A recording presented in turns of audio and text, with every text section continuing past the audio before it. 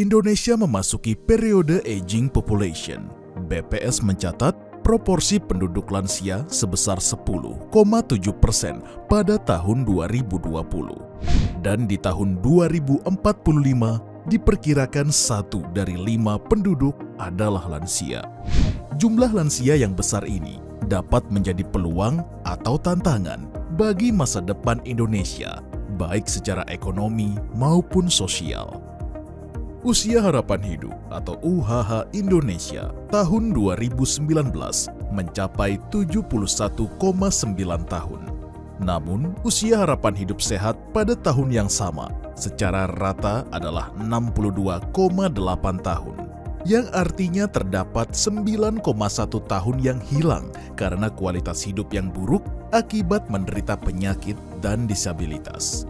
Angka ini mengalami peningkatan dari kondisi tahun 2017, di mana terdapat 8,8 tahun seseorang hidup dalam kondisi tidak sehat. Beberapa isu kesehatan yang dialami oleh lansia berdasarkan riset kesehatan dasar 2018, di antaranya penyakit tidak menular seperti hipertensi, diabetes mellitus, jantung, stroke, penyakit sendi, masalah gigi dan mulut. Penyakit menular seperti ISPA, diare, pneumonia, masalah gizi, gangguan mental emosional, depresi, serta demensia yang semakin meningkat. Selain permasalahan kesehatan tersebut, Riskesdes 2018 mencatat berbagai tantangan lainnya yang masih dihadapi saat ini. Di antaranya, 74,3% lansia masih mandiri, namun terdapat 3,7% lansia dalam kondisi ketergantungan sedang, berat, dan total. Di antaranya lansia dengan demensia. Dampak masalah kesehatan pada lansia yang umumnya melibatkan berbagai organ dan kerentaan menyebabkan meningkatnya resiko komplikasi penyakit dan ketergantungan obat-obatan, serta meningkatnya biaya perawatan kesehatan yang harus ditanggung oleh JKN untuk populasi lansia. Populasi lansia sekitar 10% total penduduk, namun menghabiskan hampir 1/4 atau 24% pengeluaran kesehatan melalui BPJS karena lansia memiliki komorbiditas, gangguan kemandirian, masalah gizi, penurunan berbagai fungsi organ, dan masalah ekonomi serta psikososial.